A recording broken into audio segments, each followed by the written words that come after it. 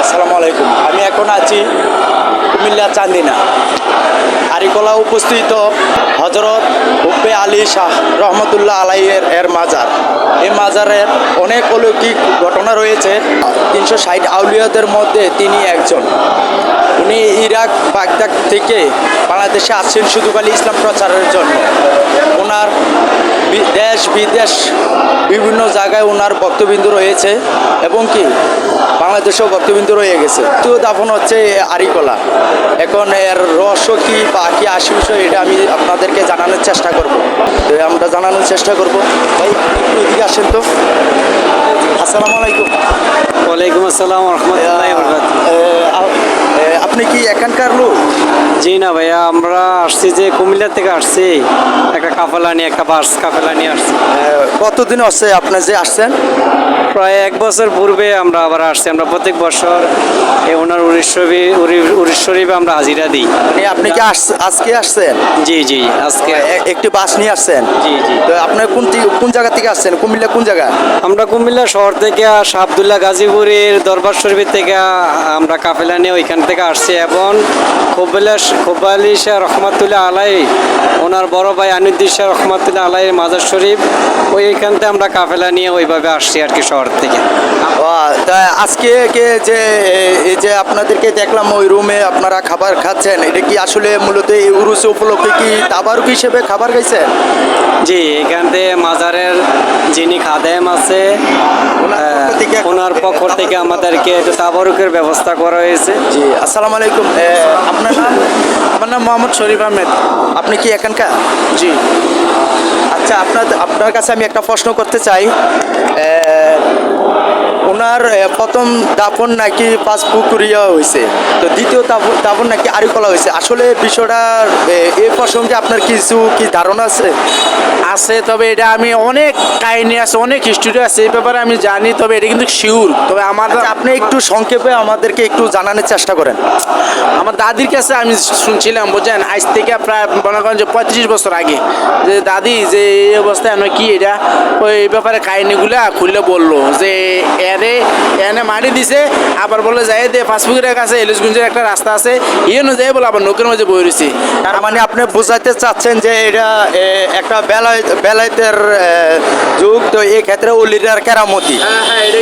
আচ্ছা আচ্ছা, তা এটা কি আপনারা কিভাবে বিশ্বাস করেন? আমি শুনছি হেরা 7 ভাই। এলিটগুঞ্জে আছে এক ভাই, মোকাম শাহ মাঝে এদিকে আছে আরেক ভাই, নিমশের আছে আরেক ভাই, মানে এই রাস্তার সাথে নাকি বলে এরা 7 ভাইয়েরা এভাবে পাশে মানে মেন রোডের সাথে সাথে মাজার, ওই এরা মানে 7 ভাই। আপনি এখানে কি জন্য আসছেন? আমি এখানে আসি মাজার জিয়ারত করার জন্য। বাড়ি থেকে আসছি, 3.5 দিন দোকানদারি করছি, তো উরুস আজকে 3 দিন ধরে। তো আমি কিন্তু এটা আমাদের এলাকা, আমার বাড়িও ওই যে পাশে, এ পাশেও বাড়ি আছে একটা, ওই পাশে বাড়ি আছে একটা, আমার নিজস্ব বাড়ি। তার মানে আপনি এই দরবারে আসছেন শুধুমাত্র জিয়ারত করার উদ্দেশ্যে, আর এবং কি ওনার উসিলায় আল্লাহর কাছে চাইবেন, আল্লাহ যদি কবুল করে, তাই নাকি? আমি পাইছি। আমি যে এটা আছে না, এই যে আমার মা মারা গেছে আজকে প্রায় 3 বছর আগে। আমার মাও আমার নিজ অবস্থা দিয়ে কয়ে গেছে, বাবা তোরা আল্লাহ দিব, আইতে যাইতে তুই বালিশের মাজারে তুই স্মরণ করিস, সালাম করিস, এই আইতে যাইতে তোরা আল্লাহ দিব, তোরা আল্লাহ দিব। তো ঠিক আছে, আমি কিন্তু ফল পাইছি, এখনও পাইতে আছি, আল্লাহ আমার ভালো রাখছে। তবে এনে আছে না, ওই এই মাজারে আমাদের ভাগিনা আছে না, এই এনে দাঁড়িয়ে আছিল, এই মাজারটা তখন কাঁচা আছিল, বুঝছেন নি। এটা আজ থেকে মনে হয় যে প্রায় 15-16 বছর আগে, বুঝছেন নি। এটা একটা সাধারণ একটা কবর আছিল, এটা এরকম মাজার ছিল না, ওইটাও ছিল না, বুঝছেন নি।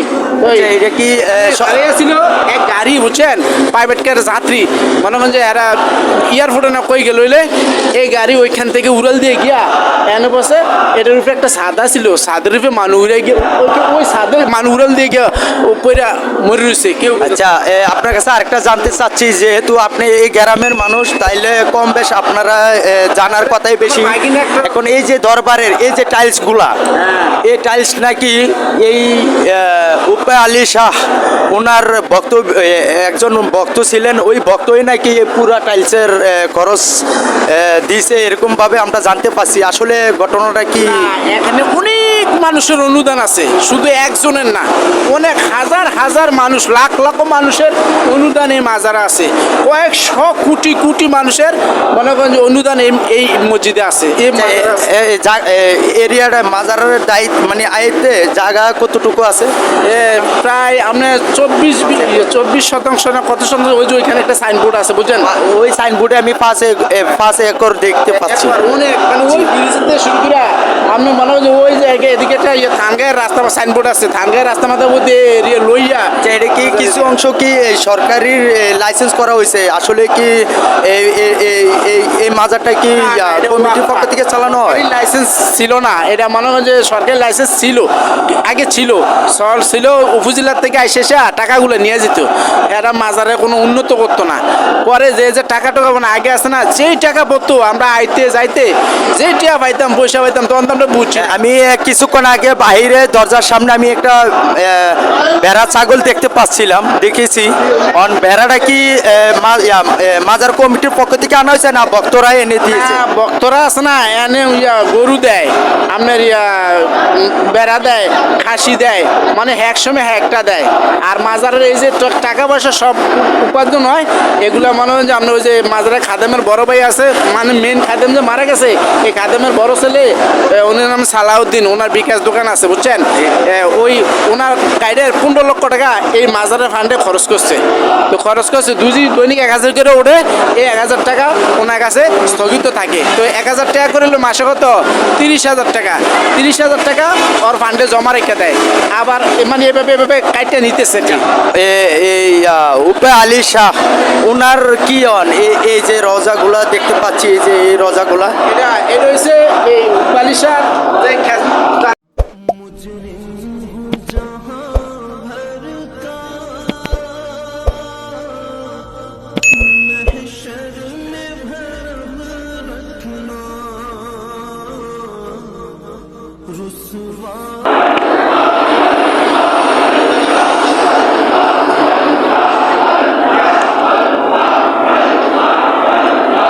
হ্যাঁ জি, এগুলা ওনারা কি?